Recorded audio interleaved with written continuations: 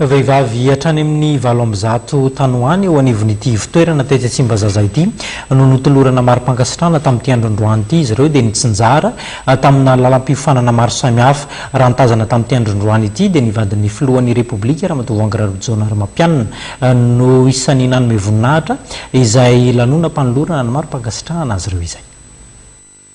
Ny fitopolo isan-jaton'ny asa misy eto Madagasikara dia mbola asa marefo avokoa. Mila fahaiza-manao no ahafahana manova izany.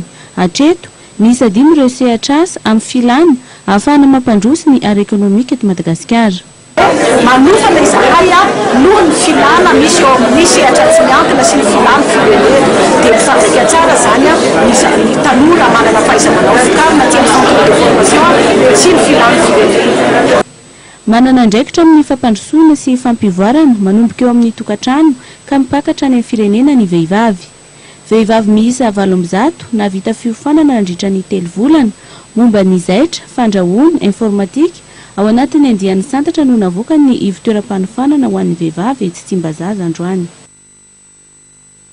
Mitsoranonareo izahay mba hody ventiny tokoa ny rano nasakainareo teto amin'ity ivon-toerana ity.